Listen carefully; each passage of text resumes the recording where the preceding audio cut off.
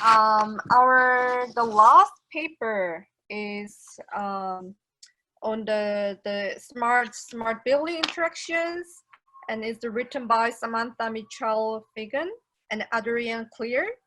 Our speaker will be Samantha. Please start your presentation. Thank you. Yeah, thanks very much. I'm really happy to be here. So this talk is about the promise of smart buildings. And when we're sold these buildings, we often hear an evangelism about their energy performance and their sensing capability, their enhanced occupant experience and their services tailored to your needs and practices. Sustainability is also typically cited as something addressed by smart buildings, and while we don't directly address this in the paper, I think there's a link in that SHCI researchers have often bemoaned how technologically solution it is to consider sustainability in buildings only in the context of energy optimization. I think there's also a question of fitness for purpose, which needs to be considered in building interaction design, which kind of in turn informs occupants' sustainable or non-sustainable practices.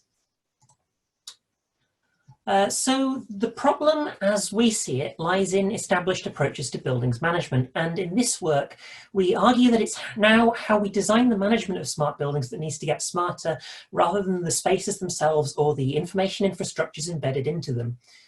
Through this, we contribute to a growing body of human building interaction, or HBI literature, examining inhabitants' agency in these environments. So why should the CHI community care about this?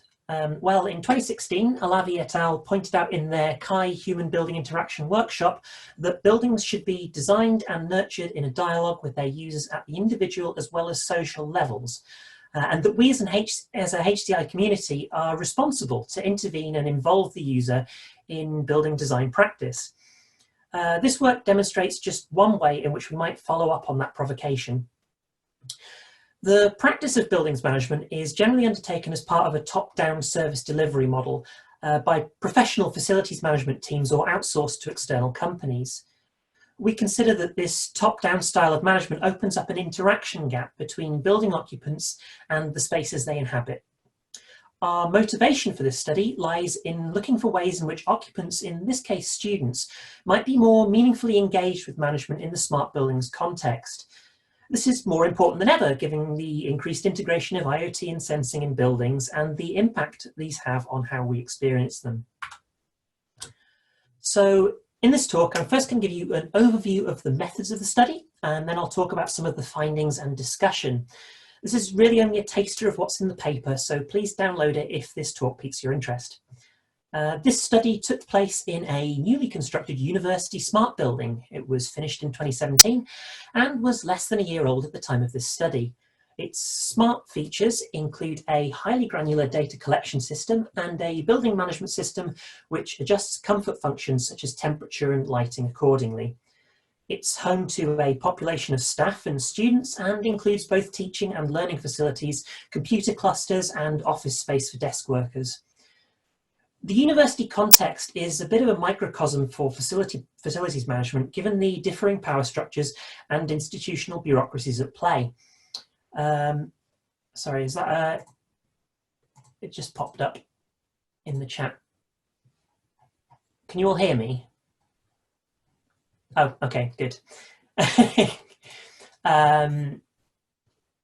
Where was I?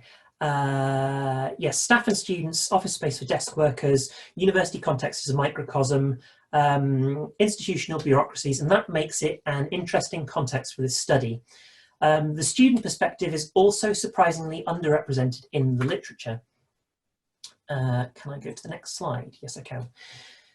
Students also seem to be overlooked in professional assessments of the building's performance. Post-occupancy evaluation is an industry standard method which collects data on factors such as comfort, as well as positive and negative attitudes towards the building. It's part of an ongoing drive to digitize the design and construction of buildings, alongside a range of techniques, including BIM, in improving a building meets its design goals. Such an evaluation was conducted by the building architects through an online survey after the move-in, using the BUS or Building User Studies methodology. Unfortunately, most people who responded to that were staff or postgraduate students. So the big question here is how management of buildings like this might be made more inclusive, especially for the student population. And to investigate this, I ran workshops in the building in July 2018, investigating a trio of research questions. These examined firstly students' conceptions of the space, secondly their existing perceptions and expectations of human building interactions, and finally how to design interactions which foster agency and participation. I recruited students to 2 mixed methods workshops by advertising through the departmental mailing list and on the display screens around the building.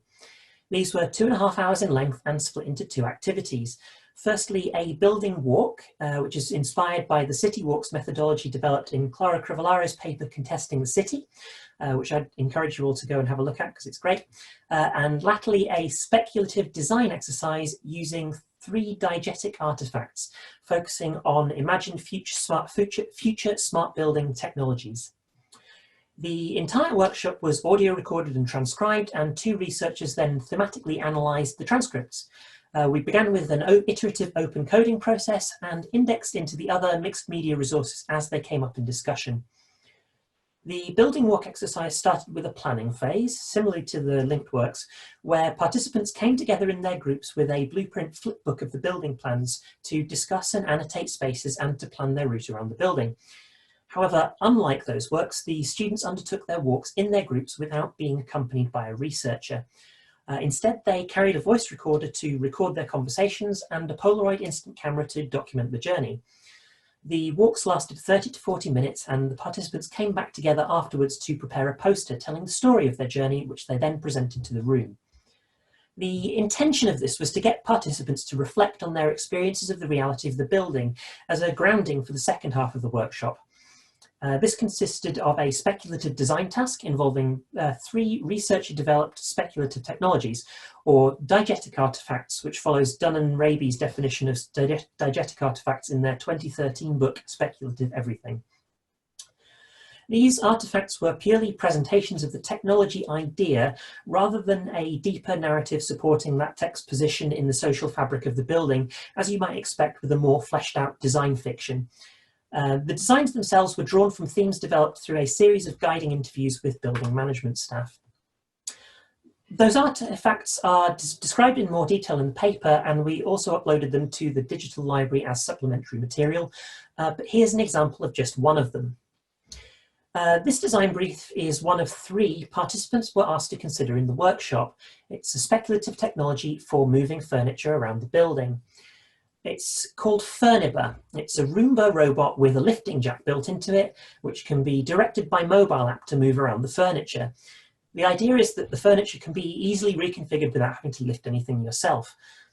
Obviously, this isn't suggested as a serious technology. It's intentionally silly, but it was designed to seed discussions on student agency in moving around resources in the building. Each brief contained an illustration and a bit of text about the concept, the problem it's proposing to solve, and how it works. Participant groups were given 15 minutes to read each of the briefs and then develop answers to a set of questions on just one of them. The aim was to prompt consideration of the technology's interaction with building occupants and effects such as disruption. Our findings were developed out of the themes produced through the thematic analysis process, and these were clustered into 2 sections relating to participants' situated experiences of HBI and the socio-organisational considerations for HBI which emerged as a result. In this talk, I've only got time to talk about 2 of them, and these are how opaque space rules lead to unclear affordances and the Janus face of smart building data, a powerful resource or a resource for power. So the first finding, participants in our study formed mental models about the function of spaces, what they were for, and of their permission to use or occupy them. Those mental models in turn formed, mental models of permission in turn informed use of the building, and during the walks we observed sense-making practices around determining them. One novel HBI we observed was the use of the smart card reader as a proxy for determining permission. This quote captures this. So the students are saying, "Are we allowed in? Has anyone got a student card?" And the card reader beeps. "That's a no." Once again it beeped, sounding good, and it didn't let us in. So there's a basic assumption here that if the smart card technology gave them access to a space, then they have permission, they're allowed to use it. In another example, the bike store affords access to postgraduate students and staff, but not undergraduates. That difference in social role has conferred a different level of permission for a resource, as in this quote. I don't think the bike store, the undergrads don't have access. They're too oppressed. No powers, man. Perceived affordances are therefore impacted by understandings of space and how these are communicated by the design of the building. But on the other hand, smart card access turned out not to correlate with the perceived social permissions of spaces within the building, creating confusion. So in this quote, I'm seeing that my card actually opens more doors than I thought of it. And all of these doors give you the wrong impression that you're not allowed.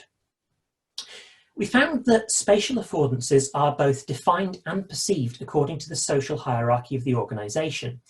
For example, a smart card locked door might afford access to research staff, but not to undergraduate students.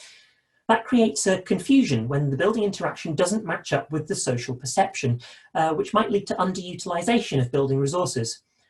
By acknowledging student occupants' mental models, we might start to pursue intended building design outcomes. So the second finding I want to talk about, in this finding called the Janus phase of smart building data, smart buildings, as exemplified by the building in this study, have this ability to collect and analyse and act on massive amounts of data. The diegetic artefacts in the speculative design exercise, and this one in particular, probed students' thoughts around novel forms of interaction with this data, in contrast to the current smart building black box approach, where that data is generally hidden and opaque. This is SpaceBot. It's a Twitter bot which connects a building user to the building's BMS system via a conversational agent. The idea was really to get at issues around interacting more directly with smart building data. While students liked the idea of being able to get at the building's data, so I really do like the idea of being able to interact with the building that's apparently taking all of our data as well. They considered the availability of this data to be Janus-faced or two-faced. On the one hand, they ideated about how the university might be able to enable 24-hour access to the building through its use, and how it might enable better selection of workspaces. On the other hand, the possibility of abuse was thought to be high, and there was a concern that the shared nature of the building meant that the effects of such abuse could be felt by more occupants. Here's a couple of quotes from this student. It's pretty dodgy, I think. I'd say just have an API, and then there's traceability if someone was completely being a dick or something. As computing science students, our participants did seem to be keenly aware of the potential uses and misuses of data collected by the building. But I think the key here is the student occupants' awareness of and ability to suggest mitigations to ethical issues relating to the use of data. Through transparency and the involvement of occupants in conversations around how their data is used, smart building data could be used in ways which include rather than exclude building occupants. Future smart building HBI might leverage this dialogue as a powerful resource for inclusion. So our findings related to how smart building occupants conceptualized and understood their space, and how we might begin to design agency into everyday smart building experiences. The discussion of the paper positions these findings around recommendations for future HBI design. Specifically, we cover how technology might grant facilities managers insights into the student experience, new digital ways for occupants to play a role in evaluating their building, and we link these to HCI in generating design implications for future HBI and facilities management technologies. Our discussion points have relevance for HCI and HBI practitioners designing smart building environments, but we think also for facilities managers and management staff who might be best placed to implement these in smart buildings in future. Of these discussion points, I'm going to focus on just three, and these are communicating agency to building end users, HBI's role in supporting or challenging the status quo, and we present a technologically mediated approach to engaging building users, which we tentatively term participatory auditing. So firstly, communicating agency. Addressing the finding on affordances I mentioned, we discuss how agency in the building should be communicated to building end users. Hellwig's 2015 paper on perceived control highlights issues with learned helplessness in scenarios with low levels of personal agency. So people stop trying to exercise control over their surroundings if their activities have no effect on the situation. This has largely already happened in non-domestic office buildings owing to the outsourcing of facilities management and therefore comfort management to specialist teams. You can see Golden and Spence 2015 for that. In the university context, occupants and especially students have very little direct agency in the space. So in this discussion, we recommend that designing for perception of control might be a starting point for improving occupant agency. To begin to address this, we suggest that smart building interactions might include an immediate and liminal response to communicate to occupants that their action was effective. With comfort systems, for instance, this interaction is easily understood. We can receive information feedback from temperature displays. But in a smart building where automation regulates or attempts to regulate occupants' comfort, agency to make such changes has actually been removed or abstracted away. This follows the design pattern set by existing facilities management practices where responsibility for energy management is centralised with the facilities manager. Ownership of smart building data is assumed in this case by the existing management structure. There's an opportunity here, I think, for using data more transparently to involve occupants in conversations about the building. Such a two-way negotiation can offer greater perception of control and act as a starting point for fostering both occupant agency and responsibility. This leads on to the second discussion point I want to talk about. So while buildings management often seeks ways of managing that maintain the status quo, we consider that this might change in future. There's already work in the smart home research area highlighting the ways in which the concept of smartness should support occupants. For example, Sarah Menniken et al.'s 2014 paper recommends that in future, smart homes will collaborate with their inhabitants instead of only being controlled by them. This recommendation can and should also be taken up in the non-domestic smart building space. The Polaroid on the slide is a photo of a door which students found was propped open because the air conditioning in the room had failed. It's an example of an adaptive action taken by occupants when the design of the smart systems had not produced the desired result.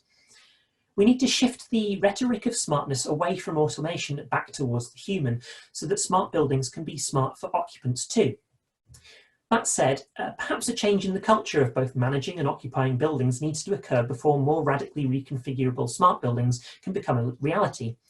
Neoliberal management structures and processes create a culture that results in occupant disengagement. Why take responsibility for space when you're just the customer of the service it provides? There's more on that in the paper.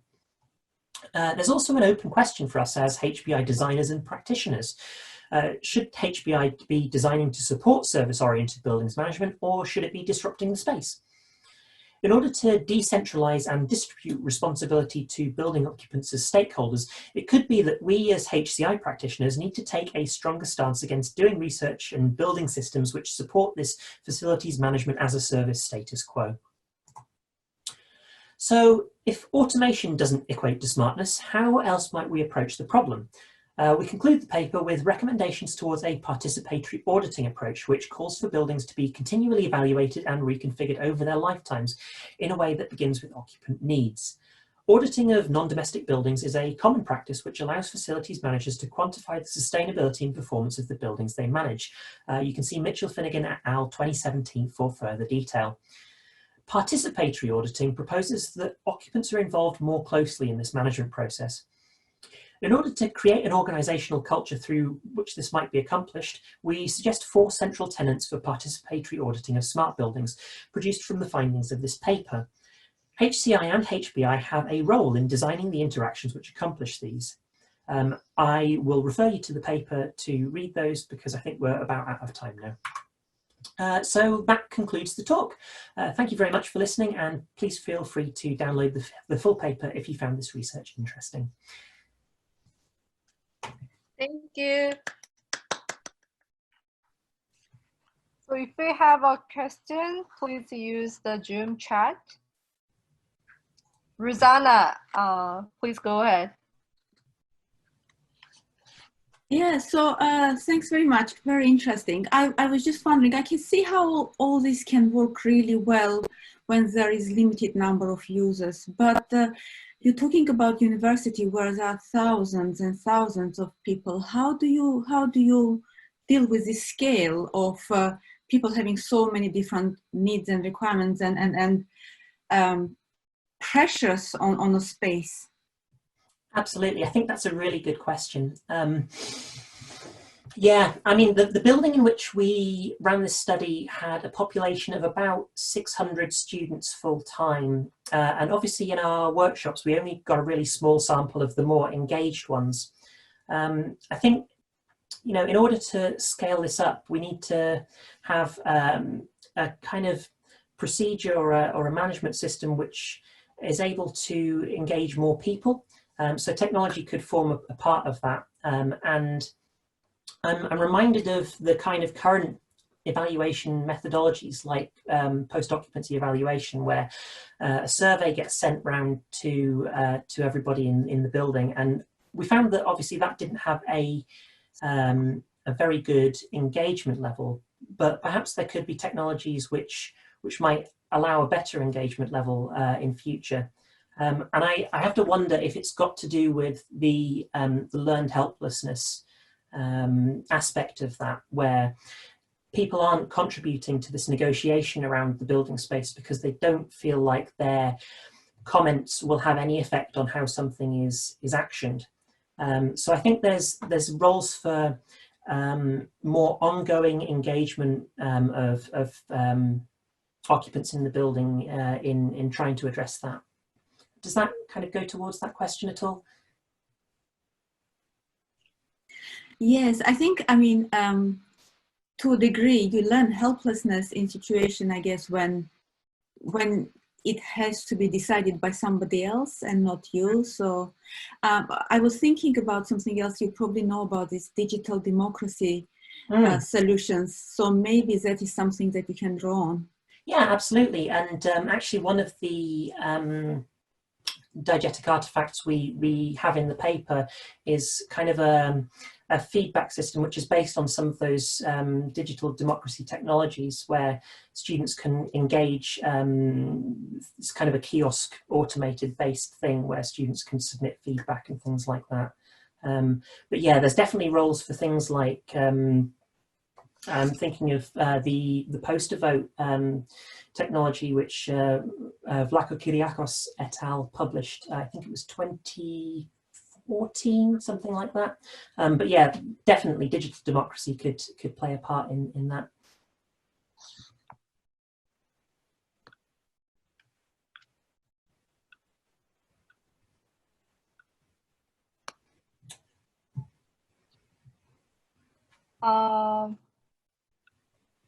Thank you, Samantha, and let's thank our speaker with claps again.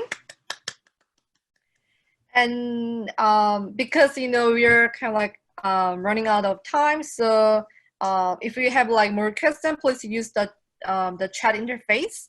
But I just make sure that we have enough break time before we move on to the next session. So I'd like to thank all of our speakers again, and we will have a break time until the 10 a.m. PDT and 1 p.m. As EDT. So please come back to the next sessions, and I really appreciate all of the speakers and audience again. Thank you.